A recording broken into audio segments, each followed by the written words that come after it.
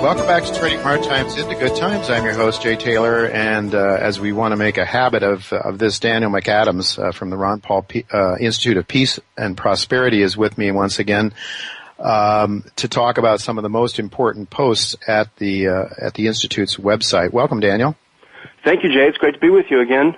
Good to have you with me, and let's just tell our listeners again, it's ronpaulinstitute.org is the website, right? That's correct, yes. ronpaulinstitute.org. Go there, folks. There's lots of very interesting things. If you care about what America is doing overseas and also internally, about our liberties, about our Constitution, about the things that our country was built and founded on, the things that caused Jefferson and Washington and Adams and a bunch of those fellows to risk their lives for. If you care about that stuff, then I think you need to go to ronpaulinstitute.org. Daniel, just want to ask you about some of the things I know that are most important to you on that website now. The first article that's there is by Ron Paul himself, titled "Why the 2,776 NSA violations are no big deal." What is the gist of Ron's article there?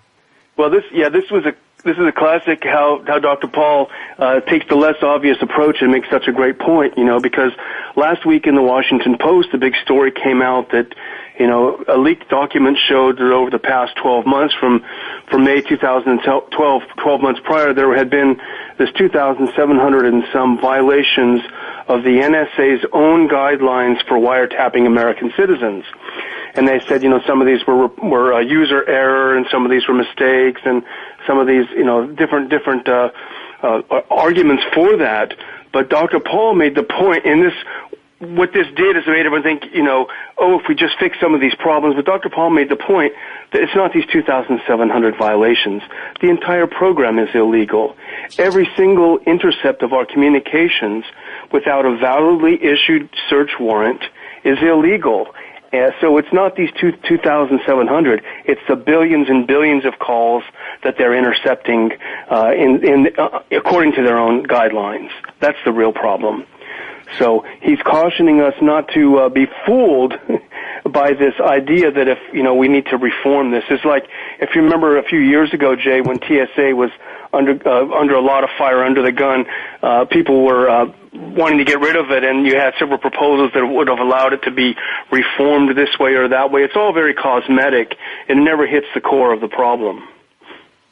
Yeah, I mean, that's exactly right. It seems to me, Daniel, what concerns me most about the spying and the ability to extract communications and store them, I guess, indefinitely, right? Isn't that what they're doing? And even I'm sorry, go ahead. No, I was just going to say, even the ones that they got in violation of their own rules, instead of saying, oh gosh, I got to get rid of these, no, they actually logged those and kept them for future use. Yeah. Isn't that incredible? Isn't that incredible? But here's the thing that bothers me most about this. People say, oh, what's the big deal? I'm not committing any crime. Well, first of all, we haven't even defined what crimes are. I mean, who is a terrorist, first of all? Do we know who a terrorist is by the government's definition? Well, the terrorist part is bad enough, but the associated forces was what's never been defined. And that's part of the Patriot Act. That's part of the indefinite detention in the NDAA.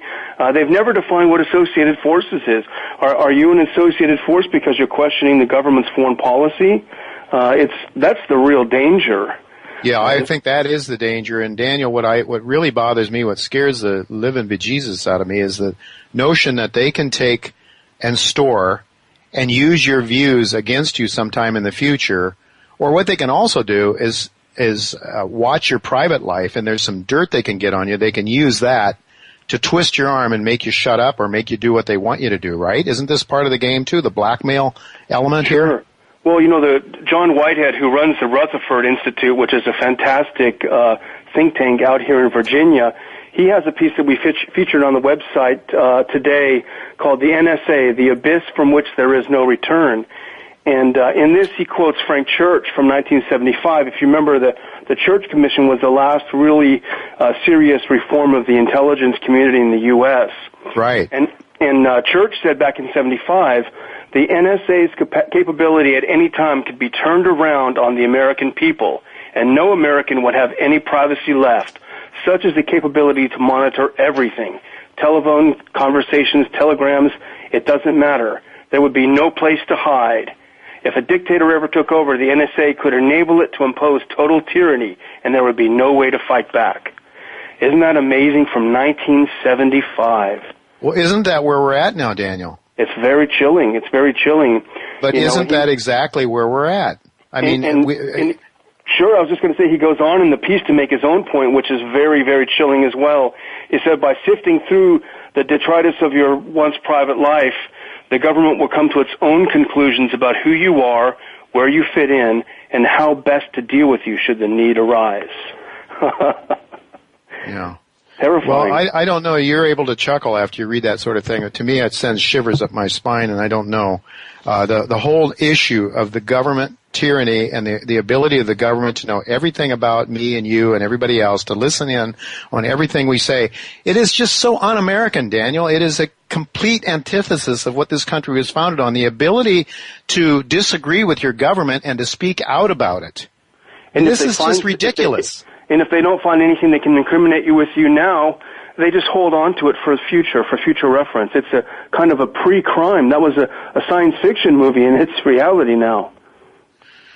Well, I would imagine that they had a lot of things, in Ron Paul, they couldn't find anything probably, or they would have spilled out. I mean, the best they could come up with was a really lame newsletter that somebody else wrote years ago trying to claim that Dr. Paul was a racist, which is the furthest thing from the truth. You and I know him. Absolutely. You know him much better than I, but I've known him. And if that man is a racist, then there's nobody who's not. I mean, it's just, anyway. All right. Well, so this is Americans should wake up and realize this is serious stuff. I mean, this is really serious stuff. White people don't care. I don't get it. I don't get it.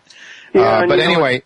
Sure. I mean, as Dr. Paul mentioned in his column, the problem is also going to be if enough heat gets on Washington, they may try to make some cosmetic reforms. You know, he pointed out whenever they find themselves in a pickle, they will appoint a commission, a government commission made up of government employees, past and present, and a lot of insiders. And they'll come up with a bunch of recommendations, and all of that is for more government. More. We need another. Right. We need another layer to watch over the previous layer. Yeah. We need a government-appointed and paid person to be the people's advocate for privacy. And it's almost more dangerous than having it the way it is. Well, which is exactly the reason we had a revolution in 1776. I mean, that's what the king was doing to us, and he didn't have the technology then that's available now, so that it's much more dangerous now than it was in 1776, but no taxation without representation, and God only knows we don't have any representation to speak of anymore, because it's the rich and the powerful people that have the ear of Washington as well. So that sounds like a very interesting article. I want to go read it. The NSA... what was the title of that again? The NSA? It was The Abyss from Which There Is No Return. Okay, and that's Frank Church going back. I remember it very well. I'm old enough to remember those days when the CIA sent people down there to try to poison Fidel Castro, put some cyanide tablets in his whatever it was, a call girl they sent down there and so forth to try to kill Fidel Castro. Well, we're doing that now. Our government is going in, changing and getting rid of rulers of nations. Now we do it routinely, thanks to the to your favorite group there that you watch there. What's it the neocons. The neocons. Yeah, the neocons. And I don't know if you heard that thing I read from Cicero. Yes. But it seems to me that's part of the Trojan horse. The neocons, they make us believe that we that we have to go do all these things overseas and kill all these people. I don't know. It just seems we've been indoctrinated. Engineer tells me I got a couple of minutes. There's several things. Another, Leslie Gelb on Egypt. Hold your nose and back the junta. Talk to us with a couple of minutes. What's that all about? First of all, who's Leslie Gelb? Well, he's a longtime foreign policy insider. He's the president emeritus of the Council on Foreign Relations. Oh, whoopee! And it's sort of an attack on him, but it's more a larger attack on the neocon idea that elections don't matter, democracies don't matter. The only thing that matters is that governments are in power that the U.S. and its allies are in favor of. And he's talking about Egypt. He's advising the president, don't get too involved in who won the elections there. We need to support the military because they're on our side. And this is not to say on my part that we should be supporting the other side either. Toward the end of this piece, I try to make the point we should be supporting nobody. Right. That's what we should be doing. And that's in the U.S. and Egypt. U.S. policy in Egypt since 2011 has been a disaster. We support absolutely. one side, we support the other side, we undermine this guy, we prop up this guy, and the only thing they all agree on is that they hate us. But Daniel, doesn't that, the more you stir the pot, the more trouble you have, the more attacks on America, the more dissension you have overseas, the more you need to suppress it, the more you need to sell military hardware, the more the military-industrial complex makes money. Yeah, that's true. That's true. Isn't that what this is all about? There certainly is a component to that, and I think maybe the U.S. has opened a can of worms in Egypt that it's having a difficult time controlling. Yeah, and this thing could get seriously out of hand in a very, very short time. Yeah, it doesn't look very good. Unfortunately, we're out of time.